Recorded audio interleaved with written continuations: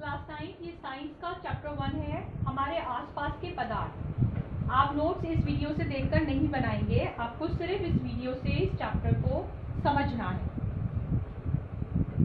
हमारे आसपास के पदार्थ, यहाँ एक नया शब्द आप देख रहे हैं, पदार्थ।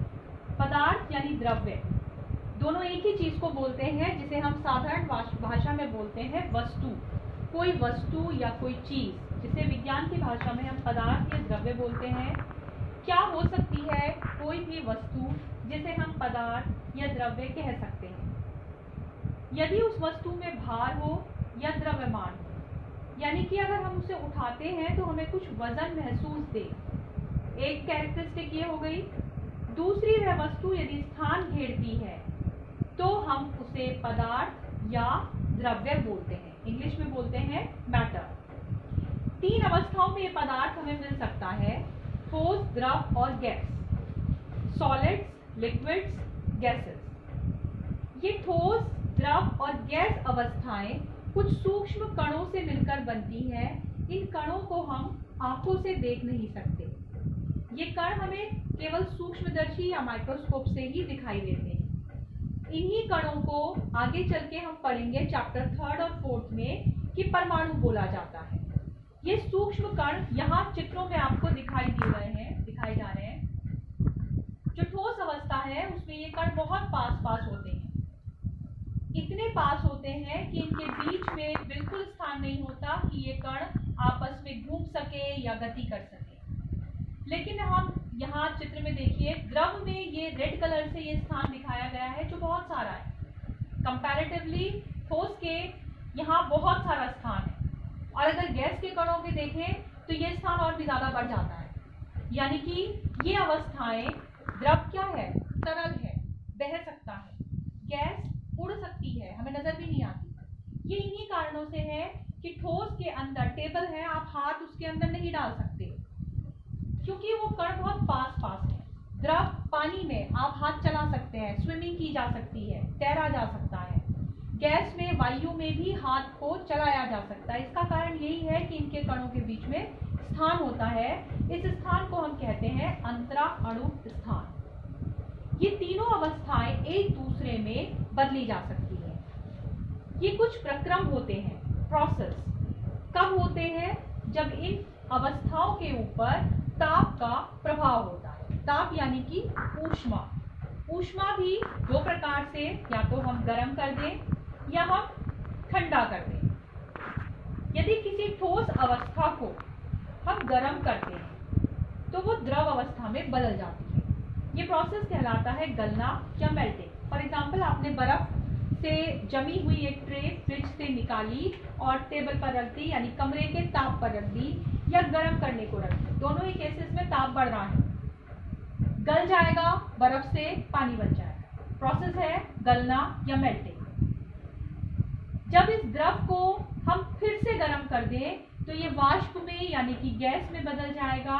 ये प्रोसेस कहलाता है उबलना या बॉइलिंग। दूसरे शब्दों में हम इसे वाष्पन भी कहते हैं या वाष्पीकरण कहते हैं। यहाँ एक बीकर रखा है, इस बीकर में पानी लिया गया, यहाँ बर्नर लगाया, इसको गर्म कर दिया। गर्म करने पर हम यहाँ पर उड़ती हुई वाष्प देखेंगे, यानी कि द्रव से वाष्प बनने का प्रोसेस है वाष्पन या वाष्पीकरण। अगर इसी उड़ती हुई वाष्प के ऊपर हम कोई बर्तन, कोई ढक्कन ढक दें तो ये वाष्प वापस छोटी छोटी पानी की बूंदों के रूप में बदल जाती है। ये प्रोसेस कहलाता है संघनन या कंडेंसेशन, यानी गैस को ठंडा करने पर वह द्रव में बदलती है। ये इस तरह से आपने ये 4 प्रोसेस देखे। अगर हम पानी की ट्रे को जमने के लिए फ्रीजर में रख दें तो वो बर्फ में बदल जाएगी, प्रोसेस है जमना या फ्रीजिंग। ये 4 प्रक्रम है। प्रक्रम मतलब प्रोसेस, जब एक अवस्था दूसरी अवस्था में बदलती है। इन्हीं अवस्थाओं को अगर हम ताप बिंदु से रिलेट करें, ताप बिंदु का अर्थ है एक विशेष तापक्रम, एक टेम्परेचर पॉइंट। यानी कि अगर हम इस बीकर में एक थर्मामीटर लगा दें और हम उस थर्मामीटर में टेम्परेचर को नोट करें तो वो पहला पॉइंट जिस पर ये द्रव अवस्था वाष्प में बदलनी आरंभ होती है, बदल नहीं जाती सारी, जब आरंभ होगी, यानी कि वो पहला बिंदु जब एक कोई कण वाष्प के कण में बदला, वो बिंदु क्वथनांक या बॉइलिंग पॉइंट कहलाएगा। इसी प्रकार से जब हम किसी द्रव को ठोस में बदल रहे हैं, पानी की ट्रे फ्रीजर में रखी हुई है, जैसे ही वो पानी जमना आरंभ होगा, शुरू होगा, वो पॉइंट कहलाएगा हिमांक या फ्रीजिंग पॉइंट। इसका उल्टा कर दें, उस बर्फ को बाहर निकाल के रखा और जब वो गलनी आरंभ हुई, जिस ताप बिंदु पर आरंभ हुई वो कहलाएगा गलनांक या मेल्टिंग पॉइंट। ये 3 हैं आपके पॉइंट्स, यानी कि ऐसे ताप बिंदु जिन पर अवस्था परिवर्तन आरंभ होता है। और इन ताप बिंदुओं को नापने के लिए हमारे पास ताप के 2 पैमाने हैं। पहला पैमाना है केल्विन, दूसरा पैमाना है डिग्री सेंटीग्रेड या डिग्री सेल्सियस। ये डिग्री का साइन है और ये सेंटीग्रेड का, और ये दोनों ताप के पैमाने एक दूसरे में बदले जा सकते हैं। जैसे कि आपने मैथ्स में छोटी क्लासेस में शुरू से सीखे कुछ पैमाने, मीटर को सेंटीमीटर में बदलते हैं, किलोमीटर्स में मीटर्स होते हैं। ठीक उसी प्रकार से यदि केल्विन को और सेंटीग्रेड को आपस में रिलेट किया जाए तो ये 2 प्रकार के सूत्र आपको देखने को मिलेंगे। आपके पास डिग्री सेंटीग्रेड में कोई तापमान है और हमें उसे केल्विन में बदलना है, तो हम उसमें 273 ऐड कर देते हैं, प्लस कर देते हैं। और अगर हमारे पास केल्विन में तापमान है और हमें उसे सेंटीग्रेड में फाइंड आउट करना है, तो हम उस केल्विन के जो भी वैल्यू है उसमें से 273 को घटा देते हैं। देखिए 2 एग्जांपल्स हैं।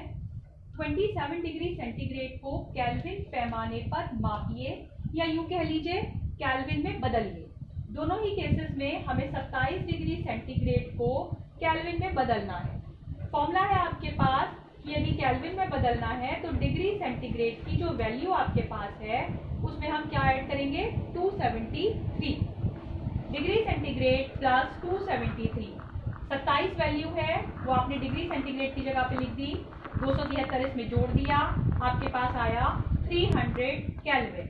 यानी कि अगर 27 डिग्री सेंटीग्रेड टेम्परेचर को हम केल्विन पैमाने पर नापेंगे तो वो आएगा 300 केल्विन। इसका दूसरा एग्जांपल है, आपके पास केल्विन में कुछ ताप दिया है, आपको बदलना है डिग्री सेंटीग्रेड में, तो हम फॉर्मूला लगाएंगे degree centigrade is equal to kelvin minus 273।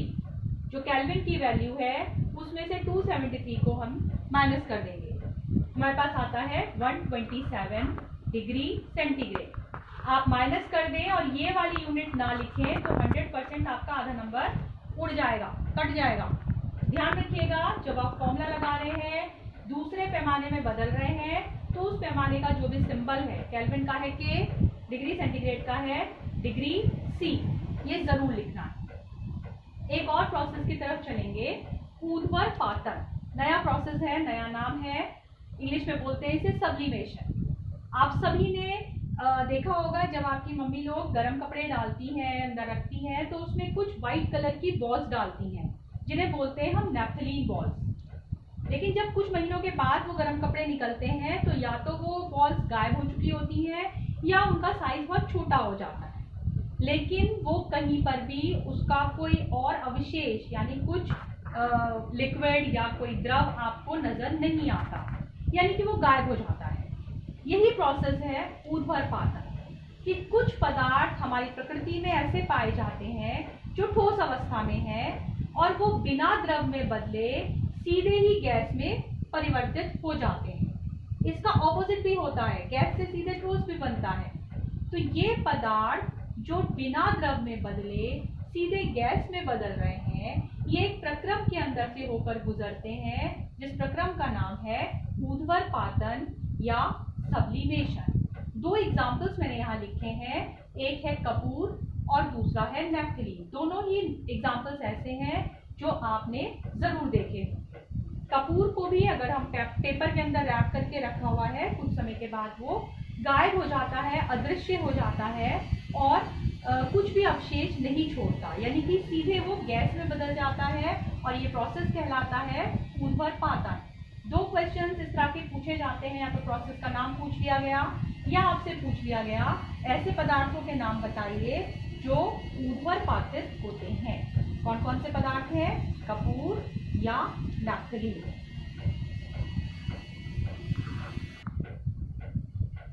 दो क्वेश्चंस हैं, ये आप अपनी नोटबुक में करेंगे। आपने एक ही कॉपी बनाई होगी। जो नोट्स हैं ठीक उसी के नीचे होमवर्क लिखेंगे। और ये 2 प्रश्न आपको दिए गए हैं। पहले में आपको डिग्री सेंटीग्रेड में बदलना है, यानी केल्विन में आपको 4 क्वेश्चंस हैं दिए गए हैं। इनको आपको डिग्री सेंटीग्रेड में, यानी कि ये वाला फॉर्मूला लगेगा और आप इनको चेंज करेंगे। क्वेश्चन नंबर 2 है, 2 पार्ट्स हैं इसके, इनको आपको केल्विन स्केल में चेंज करना है। फॉर्मूला लगाएंगे और खुद करेंगे दोनों प्रश्न। इस वीडियो के बाद आपको एनसीईआरटी बुक के कुछ क्वेश्चंस हैं वो भेजे जाएंगे, वो आप अपनी कॉपी में नोट करेंगे। आपका जो शेड्यूल है, जो टाइम टेबल है, वो है ट्यूसडे को आपकी क्लास होनी है साइंस की, एवरी ट्यूसडे। जो भी काम आपको दिया जाता है कोशिश करिए आप दिन के दिन उसको कर लें, क्योंकि हो सकता है फिर आप भूल जाएं या आपको दिक्कत आए कोई, तो बेटर होगा आप वीडियो देखें, समझें चैप्टर को। जो नोट्स हैं आपके वो आप उसको कॉपी करें। नेक्स्ट ट्यूसडे फिर आपको दूसरी वीडियो और दूसरे चैप्टर या जो भी आपका होगा वो मैं आपको भेज दूँगी।